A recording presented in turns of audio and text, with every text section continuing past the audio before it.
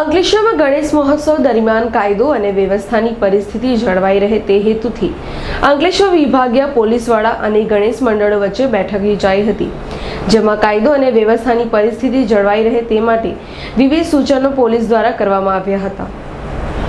દુંદાળા દેવની આરાધનાના પર્વ ગણેશ મહોત્સવનું કાઉન્ટડાઉન શરૂ થઈ ગયું છે, ત્યારે ગણેશ મહોત્સવ દરમિયાન કાયદો અને વ્યવસ્થાની પરિસ્થિતિ જળવાઈ રહે તે માટે અંકલેશ્વર એ ડિવિઝન પોલીસ મથક ખાતે અગત્યની બેઠકનું આયોજન કરવામાં આવ્યું હતું, જેમાં ગણેશ ઉત્સવ સમિતિના આગેવાનો તેમજ વિવિધ ગણેશ મંડળોના સભ્યો હાજર રહ્યા હતા।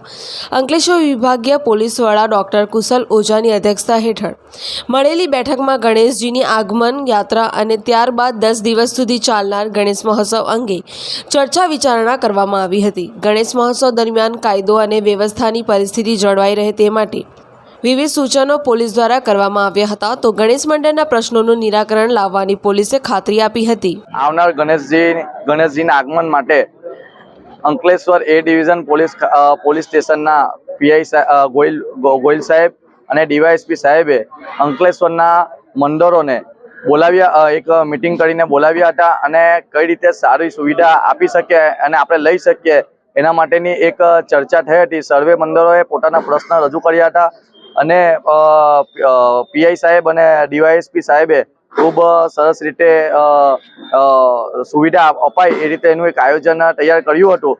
માટે આવનાર દિવસોમાં ગણેશજીનું આગમન થવાનું હોય એ માટે ની આ મીટિંગ યોજી હતી અને આ મીટિંગમાં સરસ આયોજન થઈ જશે એવી એક બાહેધરી પોલીસ સ્ટેશન તરફથી પણ મળી હતી।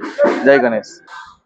આજરોજ અંકલેશ્વર એ ડિવિઝન પોલીસ સ્ટેશન તથા બી ડિવિઝન પોલીસ સ્ટેશન વિસ્તારમાંથી ગણપતિજીના આગમન અને સ્થાપના માટે જે કાર્યક્રમ અને એના માટે જે આયોજન મંડળો જે છે તે લોકો સાથે મિટિંગનું આયોજન કરવામાં આવ્યું હતું।